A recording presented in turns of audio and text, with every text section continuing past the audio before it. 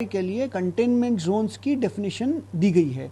तो जो भी कंटेनमेंट जोन अभी हमने बताया 25 मीटर हो या 50 मीटर हो, तो वहाँ निगरानी कार्य किया जाएगा। अन्य किसी भी आर्थिक गतिविधियों को प्रभावित नहीं किया जाएगा, परंतु निगरानी करने का तात्पर्य है कि उन एरियाज में चिकित्सा विभाग के जो स्थानीय कर्मचारी है अथवा स्थानीय जो प्राधिकरण के कर्मचारी है, राजस्व विभाग के कर्मचारी है, वो वहाँ पर एरिया की रेकी करते हुए वहाँ पर देखेंगे कि कौन लक्षण युक्त व्यक्ति है अथवा कौन कॉन्टैक्ट्स में रहे हैं और चेन कैसे वहाँ ब्रेक किया जा सकता है। वहाँ स्थानीय निगरानी समितियों के माध्यम से सर्वेलेंस प्रभावी तरीके से करते हुए ऐसे व्यक्तियों को आइसोलेट किया जाएगा। अन्य जो आर्थिक गतिविधि है वो जैसे चल रही है वैसे चलती रहेगी। सर क्या नई गाइडलाइन से क्या एहतियात बरतेंगे? जनपद गौतम बुद्ध नगर में भी विगत कुछ दिनों में कोविड-19 के पॉजिटिव व्यक्तियों की संख्या में बढ़ोतरी देखने को मिली है। इसी कड़ी में राज्य सरकार द्वारा निर्गत नए गाइडलाइंस जो कंटेनमेंट जोन्स में निगरानी करने के संबंधित में है, उसको यहाँ लागू किया जाएगा, जिसमें ग्रामीण क्षेत्रों में जहाँ एक केस होगी वहाँ पे 25 मीटर परिधि में और एक से अधिक केस होगी 50 मीटर परिधि में, जो कंटेनमेंट जोन्स सर्वेलेंस क्रियाकलाप के लिए निर्धारित की जाएगी। उसमें जितने भी कॉन्टैक्ट्स होंगे अथवा जितने भी लक्षणयुक्त लोग होंगे जो खांसी जुकाम अथवा इन्फ्लुएंजा लाइक इलनेस की जो लक्षण जिनमें पाते हैं, तो उनको टेस्टिंग और उसके उपरांत आवश्यकता अनुसार आइसोलेट की जाएगी। इसमें जो नए गाइडलाइंस में एसेंशियली कंटेनमेंट जोन्स को डिफाइन किया जा रहा है सर्वेलेंस निगरानी एक्टिविटी के लिए। बहुमंजिला टावर्स में जहां अगर एक केस किसी एक फ्लोर पे रहेगा तो उस फ्लोर को कंटेनमेंट जोन्स निगरानी के लिए घोषित किया जाएगा। साथ में अगर एक टावर में एक से अधिक मंजिल में अगर है फ्लोर्स में, तो पूरे टावर्स में निगरानी प्रक्रिया चलेगी।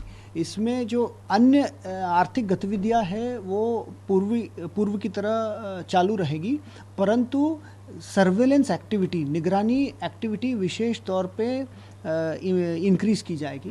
भरपूर सहयोग मिलेगा और कोविड नियंत्रण में प्रभावी कदम आने वाले दिनों में हम लोग उठा पाएंगे। सर, जो यहाँ पे सबसे बड़ी झुग्गियाँ हैं 8, 9, 10, सबसे ज़्यादा यहाँ संक्रमण फैलने की है, तो यहाँ किस तरीके से आप लोग जितने भी यहाँ गांव हैं अथवा शहर हैं, वहाँ पे सर्वेलेंस एक्टिविटी के माध्यम से पहचान करना आवश्यक है कि कौन ऐसे लक्षण युक्त व्यक्ति है अथवा कौन व्यक्ति है जो संक्रमित है।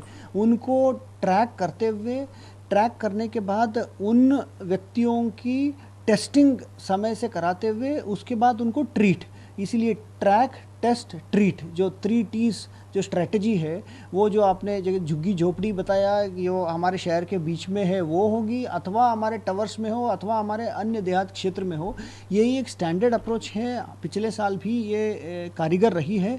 इसी अप्रोच को और इंटेंसिवली किया जाएगा इन झुग्गी झोपड़ियों में भी, इन गाँवों में भी जहाँ मेड्स रहते हैं अथवा जहाँ नौकर रहते हैं अथवा टावर्स में भी जो लोग रहते हैं अथवा RWS में लोग रहते हैं, वहाँ भी चिन्हित करते हुए आवश्यकता अनुसार जो टेस्टिंग बढ़ाई गई है पॉजिटिविटी रेट को देखते हुए, उसके बाद आइसोलेट करते हुए हमें चेन ब्रेक करने की जो कार्रवाई करनी है, तो उसी के अनुसार कार्रवाई की जाएगी। सर, एक आखिरी सवाल कि लगभग जो लोग अटैच होंगे, जो कोविड पेशेंट निकलेगा, उसे कितना दिन अंदर रहना पड़ेगा सीलिंग एरिया में? अभी किसी को अंदर रहने की आवश्यकता नहीं है, क्योंकि आप जानते हैं कि माइक्रो कंटेनमेंट जोन्स की स्ट्रैटेजी जितने भी ऑफिसर्स है या इंडस्ट्रियल एक्टिविटीज़ है अथवा मार्केट्स है, शॉपिंग मॉल्स हैं, यहाँ पे जो कोविड प्रोटोकॉल है मास्क पहनने के संबंध में या सोशल डिस्टेंसिंग के बारे में जो निर्देश दिया गया है, उसका ज़रूर पालन करें। यदि ये देखने को मिलता है कि कुछ पब्लिक प्लेसेस में, सार्वजनिक स्थलों में अगर उल्लंघन पाया जाता है, तो आवश्यकता अनुसार जो दंडात्मक कार्रवाई करनी होगी उस पर भी विचार किया जाएगा।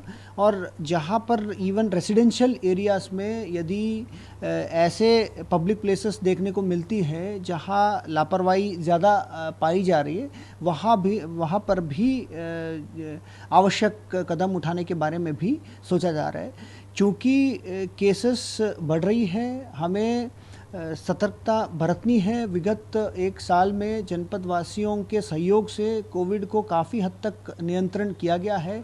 हमें उम्मीद है कि हम इस कोविड के वेव को भी नियंत्रण करने में सफल हो पाएंगे। बेड्स की आवश्यकता अनुसार यहाँ पर व्यवस्था ऑलरेडी कर ली गई है।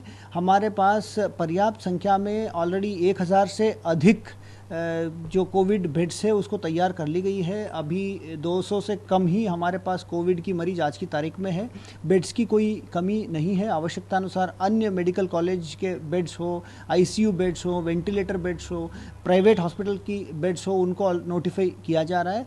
हमें उम्मीद है कि जो कदम उठाई जा रही है तो उसमें जनता की भरपूर सहयोग मिलेगा और कोविड